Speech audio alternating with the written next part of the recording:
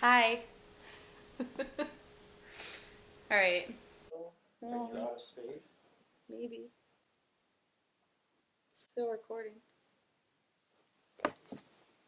Kind of do a Q&A. A what? Q&A.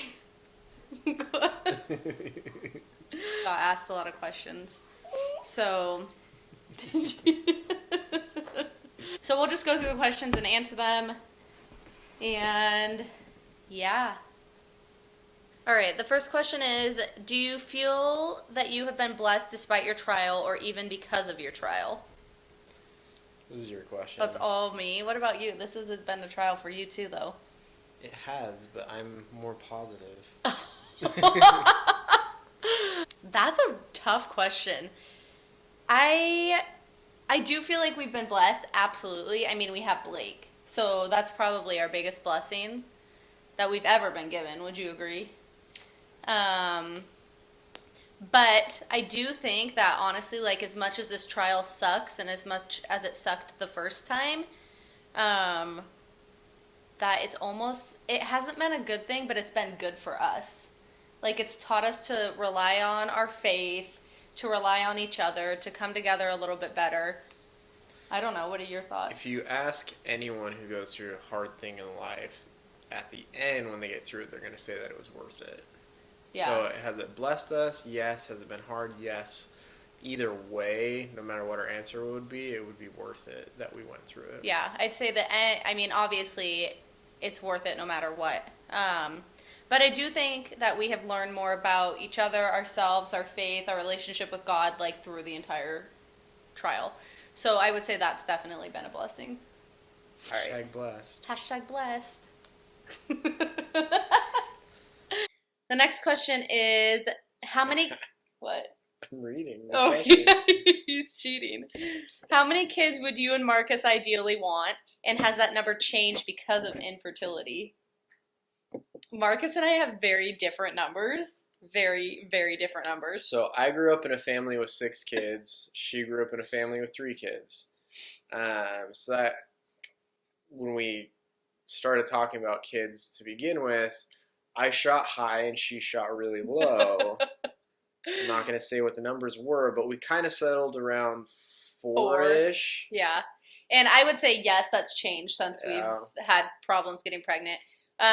Mostly, I don't like seeing her go through all the pain and the struggle and the um, emotional trouble that she has to go through that process. And so, yes, we both want more kids, and we would want to have as many as we can. But as she kind of stated in her last video, it's difficult, and so we don't want to push that more than we need to.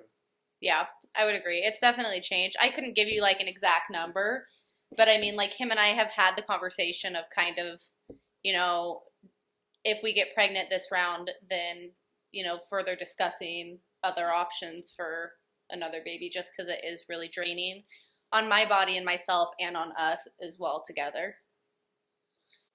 All right, the next question is you mentioned that you are going to share everything during this journey. Will you do a video if you have a positive pregnancy test or wait the traditional 12-week window? So, yeah, everything's going to be like as it comes. Obviously, I will probably record the pregnancy test a couple days before it goes live just because if it is positive, we need to tell our family before we share it with the world.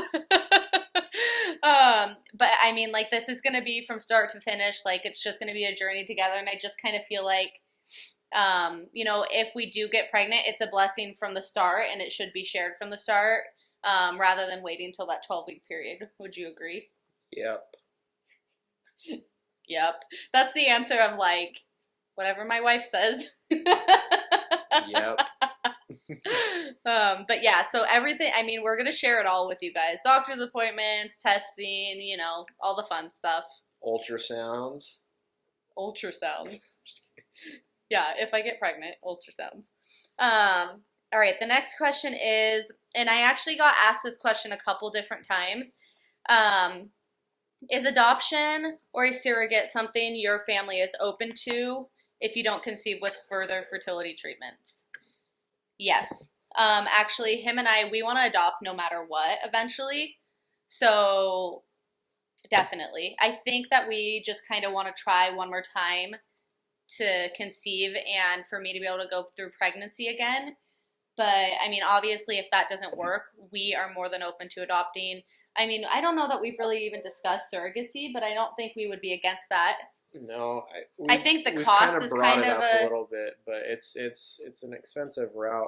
Sorry, But we just have dogs like yeah, climbing all over us. Blake's asleep, but apparently we have two other children. it's a more expensive route, but obviously, I there's a think if lot it of was like cool an things that option come with with, it.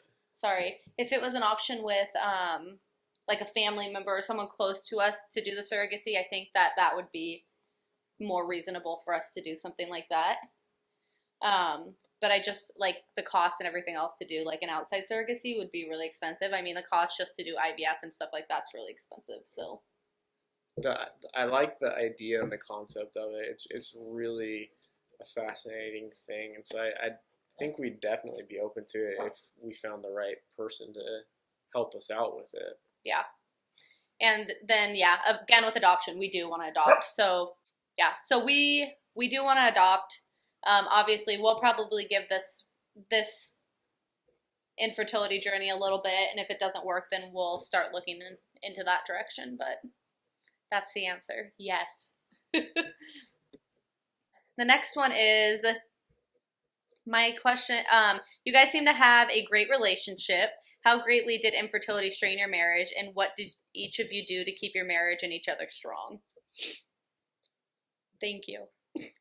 Just um, wait till the behind the scenes comes behind the out. scenes. Um, We're just like every other married couple. We have our problems. We're not perfect. But I do well, love him. so that was something that we talked about. We knew that it was going to be difficult for her to get pregnant when we first met. Not that we talked about babies right away, First date. but um, anyway, so we knew that was going to be a struggle. She knew that I really wanted a lot of kids and everything, but we discussed that, and she said, "Look, I might not be able to have kids. Is that going to be a problem?" I said, "Obviously, I would love to have kids, but you know, there's other ways of getting kids." And so, it was stressful, it was frustrating, but I don't think it really affected our overall relationship. But during the frustration and the struggle, obviously there's tension, and And you I know, would say like when I'm on medication, like it's yeah, I know I do. It's like it's kind of funny because it's like a out of body experience almost because I can like see myself doing it, but I just don't care, and it's like I can't even control my emotions. So that definitely has had a toll just because like I lash out or like will get really hot or cold. Like last night I wanted to turn the AC on and it's snowing outside. Um but I don't know. I think that's been a struggle, but he's really good about it and understanding. You can see like the frustration on his face, but I think he knows like he knows it's not me. Shut up. But overall, like quite honestly, I think how we've kept strong is like the first time when we didn't have Blake, like we had no choice but to rely on each other. And it really wasn't something we shared like in depth with our families. So it was us. Like we were in it together. Like we had to lean on each other and we had to, lift each other up when that person was having a bad day or, so on and so forth, just like you would in a marriage. So, when I would read that test and it would say negative again, like he would have to come home and like pick up all the pieces because I was a mess. So, it was just a lot of trading off and like being strong for the other person. Do you have to do the HCG injections for your process? No, I don't. This will be a quick question. I don't. We didn't with Blake. I don't know too much about them, but no, no. Okay. This one's kind of a long one, so let me just find like the point of the question real quick. What is a good way for people to approach you about your infertility issues? A lot of us that don't have to deal with it don't know like the line of sensitivity and where it needs to be drawn. So essentially, what's a good way for somebody to approach somebody going through infertility? Quite honestly, I think it's going to be different for every single person going through it because it's just that person and how they react to situations. But for me personally, I'm the type of person who I don't want you to fix the problem. I don't want you to come to me and tell me, all the different ways that you can fix it, all the advice you have. I mean, I'm more than happy to hear advice or like things that may have worked for other people, but I want somebody who's just going to listen to me and let me complain and let me cry if I want to cry and let me be frustrated if I want to be frustrated. So that's, I don't know, that's for me personally. Like, I just want to be able to talk and vent and have you just listen and say, like, I know that sucks. Like, it's, you know what, you're going to get through it. It's going to be fine. Like, I don't know. And the biggest thing that I think was like frustrating for me is when people would say, quit trying and then you'll get pregnant or something like that. Like that was really frustrating to hear. Like I think that's the worst thing you could say. Acknowledge that you know that it's going on. You don't necessarily have to understand what's going on or how it feels, but even just acknowledging that you know, and Just not making it a secret, I guess. well, and not making it like this taboo thing to talk about or not talk Yeah. about. It's people who are going through it.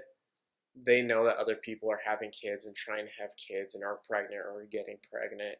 They know that, and they already feel, you know, Bad about it or whatever. and so Yeah. if you make it a bigger deal than it needs to be, then that makes it harder for them. So if you just acknowledge it and you know about it and you know that they go through that, maybe be a little bit more sensitive when you talk about things, or don't heavily point out what's Yeah. going on. I think a lot of people don't know how to react about it. And it also is like kind of this thing where people don't talk about it, which is why we feel so strongly about doing this journey like with you guys. But it's just something people don't know how to approach or else they're just like really awkward about it. So I think honestly, like just acknowledge that it's there and let somebody like if I want to come and like cry on your shoulder, like let me come cry on your shoulder. You know what I'm saying? Like just be there essentially. But I just don't overdo it. Don't think you have to fix the problem. Obviously we're over here working on trying to fix the problem. So I would say just be supportive. Yeah. Yep. Yeah. Next question. This is for me, honey. How did you feel when you first got diagnosed with PCOS? That's kind of, I don't know. It was a long time ago. Does everyone know what PCOS is? It's polycystic ovary syndrome. Me, I don't have periods, like so I have to be given progesterone to start a period, which in course makes it so I don't ovulate. So that's kind of mine. I also have like too much testosterone, so there's a lot that goes into it. Like you can Google it. It's a real fun thing. But like the biggest thing with me right now, Anna, oh my gosh, is that I don't have periods, so I don't ovulate, and that's the whole problem, and that's why we can't get pregnant. So, and even like the fertility drugs some months haven't worked. So, and it's not that they're not working, like my body just doesn't respond to them, so I still don't ovulate. So, there's that. There's that medical history lesson for you. I'm not a doctor though, so you should probably Google it or ask your doctor because Google's obviously the same thing as a doctor. When you said I'm not a doctor, it reminded I'm not me a doctor. End of Brooklyn Brooklyn Nine-Nine. Nine-Nine. Was not a doctor. Not a doctor. Fremulon. Oh my gosh. Anyways, so I haven't even answered this question yet. Oh. How did I feel when I got diagnosed with it? Honestly, I think I was kind of in shock and a little bit in denial. It's actually my mom has it, so I knew that it like the chances of me getting it were high, but I don't think that I really reacted in a way. I think it kind of hit me more so when I was like when we were discussing marriage because it was like, oh crap. Like I was told that I probably won't be able to have kids and it won't be easy. So I don't know that it really hit me when I first got diagnosed. They told me, like it's probably going to be difficult for you to have kids. And I was at a phase in my life where that wasn't like on my priority list. I don't know. So it wasn't like I don't think I took it all in until I was actually like discussing marriage with him. And then it kind of hit me hard. And I think that's where it like really, I don't know. I was definitely still in denial though until we started trying. And then it was like, whoa, this is real life. Yeah. Do you have anything? No. Marcus would like to tell you about. So somebody asked me this question, and quite honestly, like I don't know how to answer it, and I don't like it's probably more something I just don't know it. Sorry, but I'll read the question. Do I know if having endometriosis can make it more difficult to conceive? I don't want to say yes or no because I don't know. I know that I was tested for endometriosis when we first started having infertility issues. I don't have it, but I don't know. Like that's something My for a guess doctor. is if they tested it, It might probably have has something. some, yeah, but I don't know. That's a doctor question. I'm sorry, not Ask a doctor. your doctor. Not a doctor. If you guys haven't watched Brooklyn Nine-Nine, just watch the end and you'll understand why we're saying that. Or watch the whole thing because it's a good show. It is a good show. Hashtag not sponsored. Hashtag Brooklyn Nine-Nine people, if you're listening to this, hashtag this might be a good sponsor. Gosh. Yeah. Hashtag Fremulon. Hashtag Fremulon. Will you make sure this is actually recording? Will you make sure this is actually recording? The recording light's on. Okay, but does it have a count thing? Like, is it counting? Can you just make sure? Yeah. Okay, thanks. 20 minutes. Oh, we go. We going. So this question again, it's about adoption, and we answered that. And yeah, we're definitely more than open to that. Actually, we want to adopt. So eventually, it will happen. We've looked into it before. We have. Right at the end when we were starting, really to give up. Yeah, to give up hope with Blake. We looked into adoption. All right. Somebody asked you, how do you help Jess and her emotions? Lots of chocolate. I'm just kidding. Lots of Dr. Pepper. Dr. Pepper, he knows the way to my heart. No, having known her for a while, I just learned that there's some things that I shouldn't touch emotionally. Oh my gosh. You know, just being there for her, letting her talk to me. I'm a fixer, just like a lot of guys are, and so I've learned that fixing her issues isn't going to help. So I'm just going to listen to her talk about her issues, and you know, if she asks for advice, then I'll give it. But I just need her to talk, and sometimes I literally have no idea what to say, so I don't say anything, and then she gets mad at me for not saying something. So it's if you haven't seen the video of the nail in the sweatshirt or sweater, oh yeah, you that's should pretty watch funny. it because it's very accurate, and that's kind of the situation I'm in. But I just shh. You're giving really good advice. So she's there for me when I struggle, and so I'm there for her. And sometimes it's not easy, but obviously there's more to it than, you know, being easy or not. She needs that support. I need that support, so we need to support each other. And when in the past I haven't supported her in her emotions, like it causes a rift. And so I've learned that as I am more supportive, things are better for us. And, you know, with more positive attitudes and happiness, things tend to work better. Yeah. One thing that he's really good about is, like, sometimes if I just need to cry, like, he's really good about just letting me cry. Like, he doesn't fix it. He'll just be like, it's going to be fine. Like, things are going to work. Like, he just kind of, it's more of like a support, like a pep talk. And that's been really nice for me. Next question is, this goes hand in hand. How do you stay positive? That's kind of a hard one. Some days are not. Like, some days I'm going to just sit in my bed and wallow and work from bed and eat cookies and play with Blake. So what's funny is, so I often tell Jessica her blog is called Positively Oaks, not Negatively Oaks. So, and he tells me all the time to take my own advice. Yes. Yes. Or at least listen to my advice. But no, I will say that she is pretty positive for the situations that we're in. I grew up a pessimist, and so I've had to learn to be optimistic for her sake because she's more of a realist, and she sees things differently than I've forced myself to see things, and so um, and we switch back and forth. When I'm struggling, she's more of the positive person. When she's struggling, I'm more the positive person. So we've learned to find a balance, and we kind of have this mutual agreement that if one's down, the other one's got to be up. Yeah. And so that's definitely helped us a lot through this whole situation. Cut off his tail. But so I think that's the biggest thing for us in staying positive is just like being the opposite. So if he's down, I make sure that I'm there to pick him up and support him. And I think honestly, like kind of having to force myself to be positive for him is really good for myself because then I'm like, I might fake it at first, but it like kind of grows on me to where I actually have to be positive and it's not a choice. So it's just kind of being there for one another and, you know, being the support system when the other one's down. And guys, if there are any of you listening, find out what your wife's favorite movie is and watch it with her.